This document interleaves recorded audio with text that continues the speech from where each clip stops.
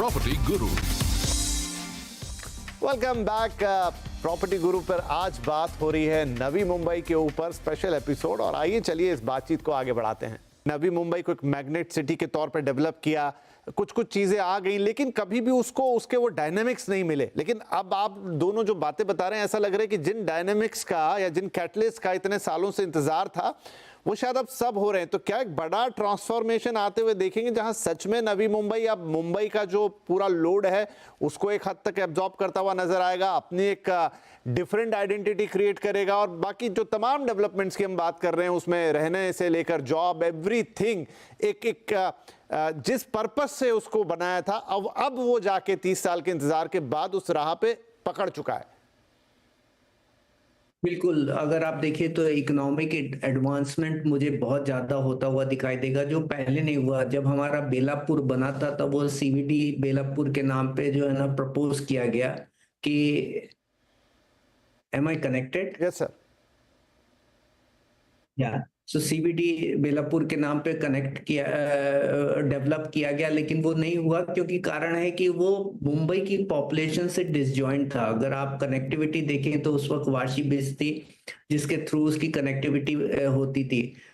जो हमारा अब इंफ्रास्ट्रक्चर डेवलपमेंट हुआ, इसने मुंबई की पॉपुलेशन को उससे कनेक्ट कर दिया। तो अगर हम नवी मुंबई की पॉपुलेशन अगर 20 लाख को देखते हैं, तो आज ट्रांस हार्बर आने के बाद जो है, जो साउथ और सेंट्रल मुंबई की करीब 4 करोड़ की पॉपुलेशन, उसके साथ जो कनेक्टिविटी बढ़ गई, ये जो है प्रॉपल करेगी, क्योंकि उसके पास लैंड है, प्राइस की एफिशिएंसीज है और बड़े लेआउट के लिए पोजीशन है। और दूसरी बात है, जो आपके रेक्विजिट इंफ्रास्ट्रक्चर है, जैसे आपके पास एयरपोर्ट आने वाला है, और उसके बाद आज के दिन जो एग्जिस्टिंग आईटी है जो एक फीडर की तरीके से काम करेगा, ये जो क्रिटिकल मास है ये प्रॉपल करता है ग्रोथ के लिए।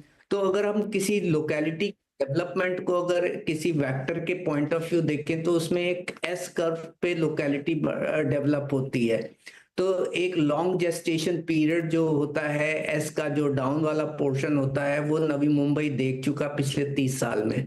अब इसमें एक एक्सपोनेंशियल ग्रोथ की पर्सपेक्टिव और पोजीशन पे और उस अपॉर्चुनिटी टाइम के ऊपर पहुंच गया है, क्योंकि क्रिटिकल मास आ गया है, इंफ्रास्ट्रक्चर आ गया है, इकोनॉमिक के जो प्रोजेक्ट्स जो आने चाहिए थे वो आ गए। तो पोलराइजेशन ऑफ पॉपुलेशन वहां पे बढ़ेगा। जो अशोक जी ने भी बोला कि इतने जॉब्स क्रिएट होंगे, और ये जॉब अब बन भी सकते हैं, क्योंकि कारण है, अगर आप सोचिए कि एक सबसे बड़ा जो एसईजेड है वो उड़न में ही कंसेप्चुलाइज किया गया था कि 2005 में, लेकिन वो क्यों नहीं आया? क्योंकि उसके पास एम्प्लॉयबल पॉपुलेशन ही नहीं थी कि वहां पे एसईजेड बन सके। क्योंकि शॉपकीप और कोई भी बिजनेस अपना बिजनेस वहीं खोलेगा जहां उसके पास एम्प्लॉय बेस और एम्प्लॉय पहुंच सके। जो ट्रांस हार्बर और ये इंफ्रास्ट्रक्चर अब उस पॉपुलेशन को एक्सेसिबल बना रहा है, तो इसके लिए जो ग्रोथ अभी तक अवेटेड थी, उसमें आपको एक एक्सपोनेंशियल ग्रोथ होती हुई दिखाई देगी। State thing. अशोक जी, आपने बताया कि किस तरह की डिमांड है। शुरुआत में आपने रेट्स का भी जिक्र किया, क्या प्रोजेक्ट आ रहे हैं, विलास की भी डिमांड आ रही, तमाम चीजें।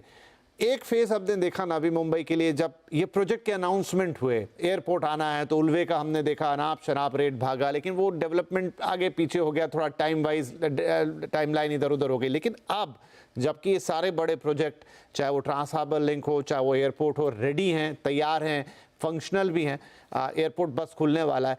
अब यहाँ से जो नया इन्वेस्टमेंट कह लीजिए, घर खरीदार के पॉइंट ऑफ व्यू से कह लीजिए, वो क्या आप एक एक्सपेक्टेशन देख सकते हैं? अगर आज मुझे नवी मुंबई की तरफ as an real estate destination देखना है, चाहे इन्वेस्ट करना है, चाहे खरीदना है, अब मेरे लिए नए समीकरण क्या है? जो डेवलपमेंट आज भी नवी मुंबई यूं कहे तो बहुत सस्ता है, बिकॉज अगर आपको ऑल ओवर वर्ल्ड वाइड देखो तो इतने सारे इंफ्रास्ट्रक्चर और इतने सारे एयरपोर्ट्स के बाजू में देखें तो कहीं पे भी आपको 5-7 हजार रुपया स्क्वायर फीट में घर नहीं मिलता है। हर जगह पे वो मिनिमम 5 फिगर यानी 10,000 रुपया पर स्क्वायर फीट से ऊपर है। सो अभी भी बहुत सस्ता है, बेस्ट टाइम है, जल्दबाजी में ही निवेश करना चाहिए और सिर्फ घरों में नहीं, अगर देखें लंबे समय में तो जमीनों में, ऑफिसों में हर अपॉर्चुनिटीज एम्पल है। कह सकते हैं कि जैसे अमेरिका कहता है कि we are land of opportunity, today हम कह सकते हैं कि अगले 2 दशक तक, 3 दशक तक Navi Mumbai is the land of opportunity और बहुत सारे पैमाने हर चीज के लिए खुलेंगे। अलग अलग एटलीस्ट मेरा अनुमान है, जिसको मैंने पिछले 10 सालों में देखा, जो 900 रुपया स्क्वायर फीट का कर्जा खारगर था 2004 में, वो आज 17-18 हजार रुपया स्क्वायर फीट हुआ है। तो मुझे दिखता है कि आगे आज भी जहां पे भी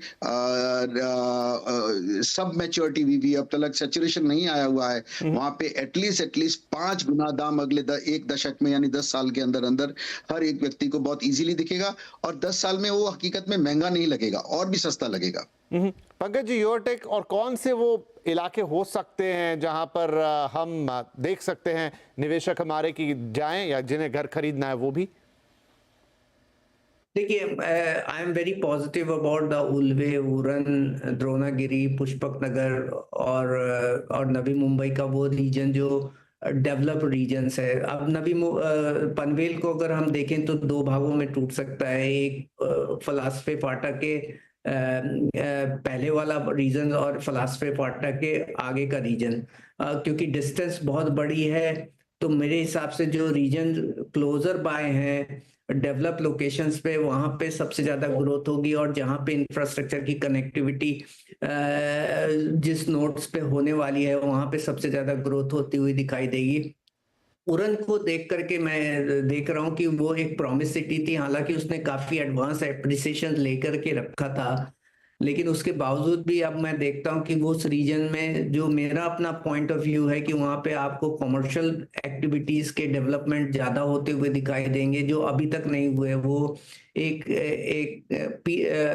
छोटे डेवलपर्स के प्रोजेक्ट्स आए और वहां पे आपको बड़े डेवलपर के प्रोजेक्ट भी आते हुए दिखाई देंगे। पुष्पक नगर भी आपका एक इमर्ज होकर के एक रीजन आया है, द्रोणागिरी है और न्यू पनवेल वाला का रीजन है। ये सारे रीजन्स में आपको ग्रोथ होती हुई दिखाई देगी।